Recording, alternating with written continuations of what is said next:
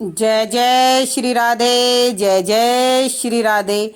भक्तजनों, कल हमने आपको राजा परीक्षित के चरित्र का वर्णन किया था। आज हम आपके भगवान के 24 अवतारों का वर्णन बताएंगे।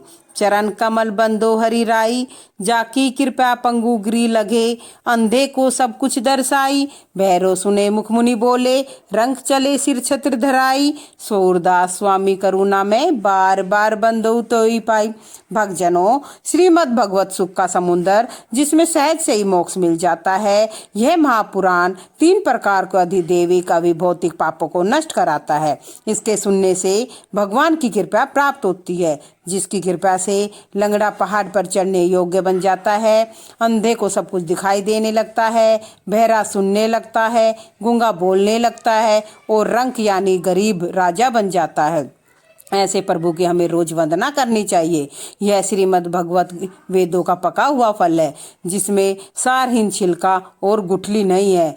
इस कलयुग में केवल भगवान की लीलाओं की कथा, हरि कीर्तन ही भगवान की प्राप्ति का साधन है, जो देवताओं को भी दुर्लभ है।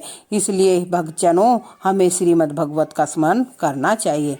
तो भक्तजनों, अब हम आपको 24 अवतारों का वर्णन बताते हैं। श्री सूत जी बोले, सृष्टि के आरंभ में भगवान जब सृष्टि की रचना की इच्छा करते हैं, तब वे योग निद्रा से जग जाते हैं। तब उनकी नाभि से एक कमल प्रकट हुआ। उसी कमल से प्रजापति ब्रह्मा की उत्पत्ति होती है और नारायण भगवान के विराट रूप में समस्त लोक ब्रह्मांड व्याप्त रहते हैं। भगवान का यही नर नारायण रूप भक्तों की रक्षा और दुष्टों के संहार के लिए अवतार ग्रहण करता है। उन्हीं के अंशों से समस्त प्राणियों की सृष्टि होती है। इन्हीं नर नारायण भगवान ने कोमासर्ग में सनक, सनंदन, सनातन और संत कुमार ब्रह्म ऋषियों का अवतार लिया।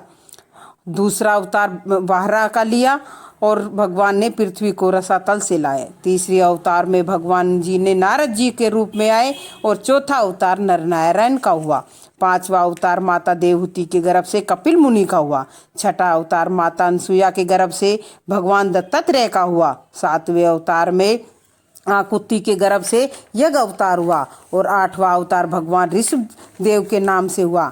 9वां अवतार राजा पृथु के रूप में हुआ और 10वां अवतार मत्स्य भगवान का हुआ। 11वें अवतार में कच्छप का अवतार धारण किया और समुद्र मंथन के समय देवता और असुरों की सहायता की। 12 अवतार धन्वंतरी के नाम से हुआ, जो धनतेरस को हम इनकी पूजा करते हैं। 13वां अवतार मोहिनी रूप में हुआ, जिसमें भगवान ने राक्षसों पर अपनी मोहिनी माया डालकर देवताओं को अमृत पान कराया। 14वां अवतार नरसिंह भगवान का हुआ, जिसमें भक्त प्रहलाद की रक्षा के लिए दुष्ट हिरण्यकश्यप दैत्य का संहार किया। 15 अवतार वामन भगवान का धारण किया और देवताओं के कार्य के लिए राजा बलि से 3 पग भूमि दान में ली। 3 पग में 2 पग में समस्त धरती और ब्रह्मांड को नाप डाला। तीसरा पग राजा बलि के सिर पर रखा, उसे पाताल भेज दिया और स्वर्ग का राजा देवराज इंद्र को दिया।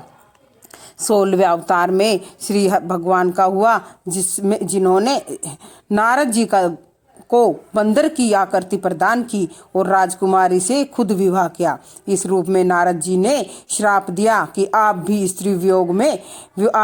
स्त्री वियोग होगा, तब यही वानर रूप आपकी सहायता करेंगे। त्रेता में जब भगवान सीता माता के साथ वनवास जाते हैं और तभी ये वानर सेना उनकी सहायता करती है। 17वां अवतार परशुराम जी का हुआ, जिन्होंने अपने क्रोध से 21 बार धरती को क्षत्रियों से विहीन कर दिया और पृथ्वी को ब्राह्मण को दान दी।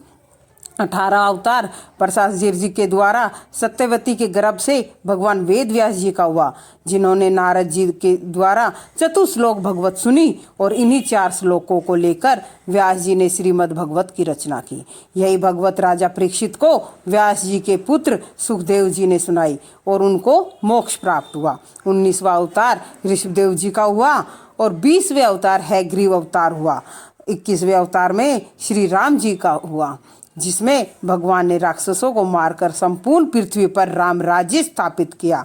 जो मर्यादा पुरुषोत्तम राम आज हमारे जीवन में बहुत महत्वपूर्ण है। 22वां अवतार भगवान बलराम के रूप में हुआ, जो श्री कृष्ण जी के बड़े भाई थे। 23वां अवतार श्री कृष्ण जी का स्वयं हुआ, जो 16 कलाओं से युक्त और भगवान विष्णु के पूर्ण अवतार माने जाते हैं। श्री कृष्ण भगवान ने संसार के दुखों को दूर करने के लिए गीता का ज्ञान दिया।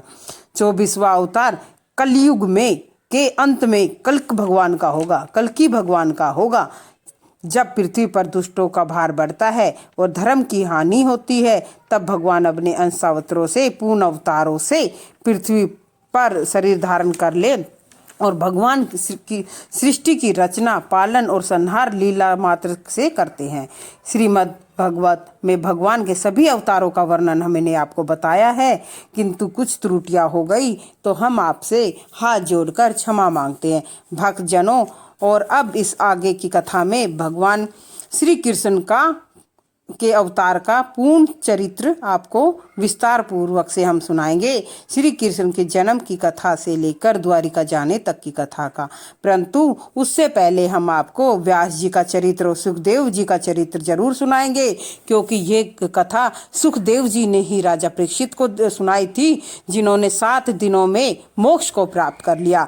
तो भक्त जनों, जब हमें अब अपने भगवान से मिलना है, भगवान के दर्शन करने हैं, हमें मोक्ष की प्राप्ति चाहिए, तो हमें भी अब धीरे धीरे करके ही इस कथा को श्रवण करना चाहिए। सहज पके सो मीठा होए, जल्दी में हम आपको अधूरा ज्ञान नहीं देंगे। इसलिए भक्तजनों, आप भगवत प्रेमियों से मेरी यही हाथ जोड़कर विनती है कि आप मेरे को भगवान का दास समझकर माफ़ करते रहें और मेरी कथा को विस्तार पूर्वक सुनते रहें। जय जय श्री राधे, जय जय श्री राधे, जय जय।